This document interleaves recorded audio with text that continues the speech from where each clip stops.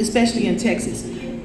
Fear and indoctrination, especially concerning religious teachings, has created a culture of division and chaos in Black America nationwide.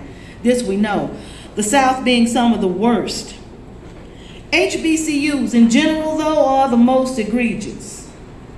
These were developed prior to and are the blueprint for Indian indoctrination schools, if any of you have heard of those or read about those in school.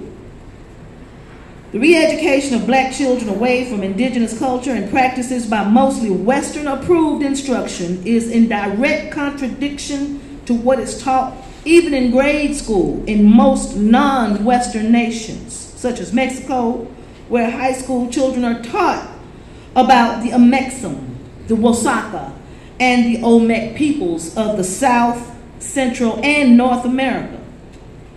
Even the Library of Congress has documented reports never taught at most higher education facilities in the United States, Black or white.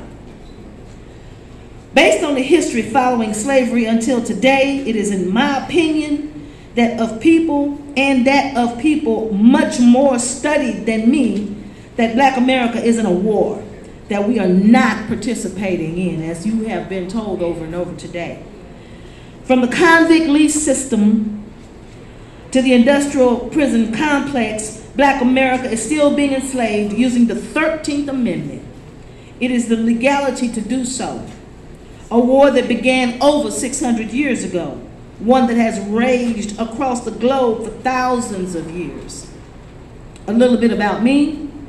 I am Lily Shiloh, also known as Siri-lily Shiloh on YouTube. I deactivated my platform of cultivated connections worldwide of frequently 5,000 people on Facebook. Anyone who was following me there can find me on YouTube for now. I have a website coming soon. Thank you to the love and the support of Brother Abdul here. And so I want to thank him very much for hosting this, as well as Sister Cody and everyone else, respectfully to the elder who has taken the most humble role in the room, and for me, has the most wisdom. And that's just by my opinion. I've listened to that man, and I love, and I thank you, Brother. Thank you. Kuwati? Chiwara. Chiwara. AKA Elder. AKA Elder. I am a recovered crack cocaine addict. Very proud that I beat it. As a victim of the war on drugs, also known the government-funded war on Black America, which is well documented, it is not new. From the Vietnam War to our soldiers guarding the heroin fields in Afghanistan, our own government did this to us. I always remind myself that they missed when it came to me. So the universe, God, Allah, Yahweh, or whatever name you call the Creator, spared me. I could have been dead many times. Apartheid and generational culling of our people is the norm in the United States, and it seems Black America has normalized it as well. You see, my grandfather was murdered by a white man in East Texas when my mother was 3 months old, and the white coroner lied, saying that the cause of death was accidental.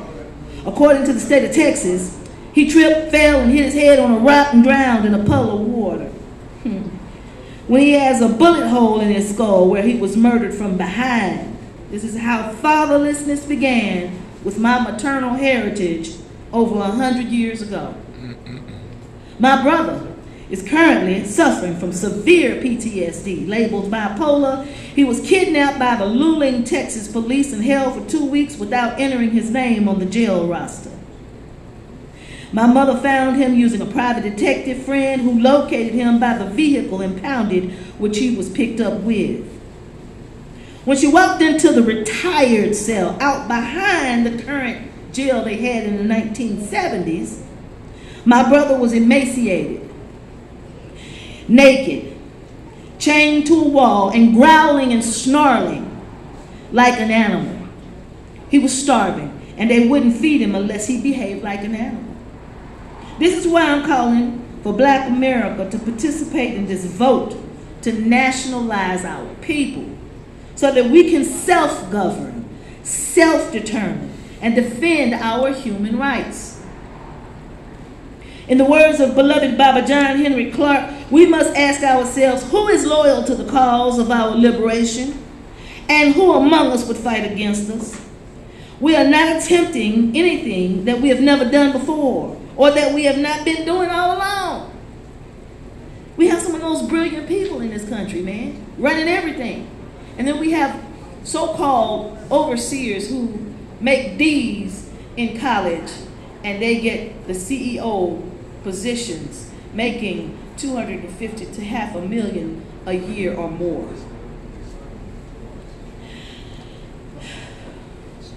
We must take a serious look at ourselves. We must reverse this apartheid by controlling our communities and the input into our education. Political control leads to all other kinds of control, such as learning a form of self-reliance, as Brother Abdul was talking about, so that we can employ millions of our own people. Lastly, human rights is a thing for black people as much as animal rights are for those who spend millions, billions of dollars a year protecting dogs and cats, who have more justice than we do. That's about to change now. Thank you so much. Yes, yes.